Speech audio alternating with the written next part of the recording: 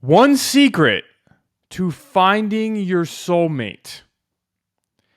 This video is going to talk about my journey into becoming a soulmate, finding my soulmate, and seeing what was always in front of me. This video is made because I believe that it is an extreme blessing to walk the path of a soulmate. And this word soulmate, these are just words to describe a particular dimension or path if we choose to walk it in or with a relationship. So, one secret to finding your soulmate. I think the most obvious one that everyone, hears about is kind of like that whole law of attraction thing. Oh, attract this, attract that, manifest my perfect guy or woman. Well, not everyone is really vibing with that, and it doesn't always connect with us in the way that universal law really works. So there's things that we can do and perceptions in our mind that we can create. That way that law comes into effect without us focusing on that law. It's like telling someone to ride a bike without really, they don't really know how to ride the bike. It's like they're riding the bike really well, but they never knew there was a rear brake, right? So it's like, how do we use this universal law that's really deep, and it's not as easy as just law of attraction or whatever people want to call it. So the first secret to this is even if you are in a relationship, even if you are in a partnership with someone, being a soulmate, I also call a divine partnership. Just because a person you don't feel like they could be it, they really could be. Because it's just a choice. And what I mean by that, it's a choice within yourself on where and how you want to live your life from. And it's a choice to be a divine partner. It's a choice to be a soulmate. And I'm going to paint a picture for you, so follow along with me, please. A relationship that you are looking to complete you. If you were looking for a relationship to kind of fulfill you or complete you, that's not really the path of the soulmate. It's not really the path of a divine partner. The path of a divine partner is when you realize you are whole and complete yourself, and that completion and wholeness in your soul's journey is the most important thing to you. It's even more important than the relationship.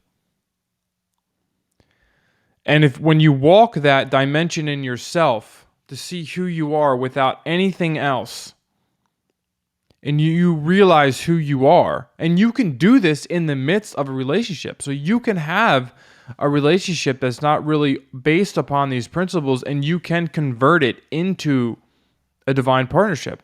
I mean, I was divorced. Papers were signed. Almost married another woman. Old marriage in complete disastrous shambles. And we reconstructed ourselves and pulled ourselves back and created a divine partnership. We became each other's soulmates. We didn't even know it. We were married for years. We never knew this was part of us. And the first step that each of us took was to become whole and complete without the other person. We actually took sex off the table. We took intimacy off the table. We became almost housemates, roommates, best friends. We became whole within ourselves and supported the other person 100% on their own journey, no matter what that looked like or what that was. And then we melded back into and created that partnership, that relationship, the soulmate.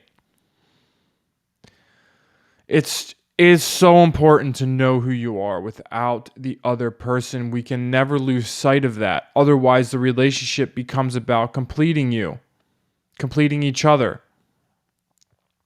And the path of the soul is for your soul to integrate these experiences that we have in this world into your DNA, into the soul level. That way you learn and complete whatever it is here you are here to do. And so I'm going to paint a diagram. Imagine two people inside of a circle. Inside of a circle. Okay? Just two people, draw a circle around two figures. That is how I call like the typical type of relationship. You know? Like kind of the older generations had, because they needed to be completed because of the way things were. You know, it takes a special type of environment to be able to have a soulmate relationship, a divine partnership. So it's important to create the environment that you want in order to have that soulmate relationship. Otherwise, if the environment does not support the type of relationship you have, they can't coexist. So two people in the midst of a circle, those two people, it takes both of them to complete that circle. That circle is the relationship. All the space inside of the circle, that is the relationship. Now, how I perceive a divine partnership, a soulmate relationship, and there's many different definitions. Everybody has their own perception on soulmate, right? So this is my perception. Imagine one person, draw a circle around them. That's their reality. Another person, draw a circle around them, right? And those circles kind of meld together, and then there's a third circle. Have you ever seen that diagram where there's three circles and there's like little pieces of each that meld into each other? Then you draw that third circle, so it's like almost like a triangle, and that third circle is the relationship. That third circle is another dimension that these two people create together. They create the relationship, the partnership together. And in that space, it takes both of them to create it together out of choice, not need, not desire, not like I want. It's like they want it, but it's not out of like a worldly want. Right? It's out of a soulful desire, a soulful want, a mastery of life of choosing to create that third circle together. Consciously, third circle, divine partnership, soulmate relationship. That relationship now is a dimension for both of them to send their energy into to create, and also they have their own realities that they are creating, and they all coexist symbiotically. In a soulmate relationship, you literally have your own reality. She has or he has her own reality. And it's not about signing a piece of paper to call it whatever, the world wants to call it, marriage or whatever. Because marriage actually is a union. So when you have sex with someone, you're actually marrying them. That's really what marriage is. It has nothing to do with hominis dominus, like some preacher, pastor, religious guy giving you some sort of hominis dominus, like, you're good. Now you're married. If you've had sex with that person, you're married. That's what marriage really is. It's sex. It's the union. And sex is far deeper than what the world wants to give it credit to.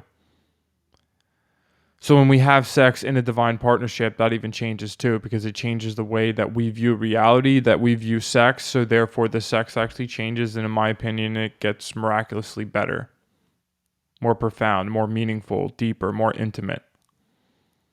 And you learn how to control the energies in your body. Then you bring that out into your life. You start healing your life. You heal other people. You just create this whole new reality. So you can use this soulmate because they're the closest reality to you and they are vibing with you the closest. You actually use their vibration and their manifestation energies to combine with yours. You get to know their subtle energy. On a very deep level, you connect with the same energies or beings that are helping them, and they cross over into your world and they help you and vice versa, and you meld those two things together, you start to operate and work within the same signals and signs, and it's a beautiful thing.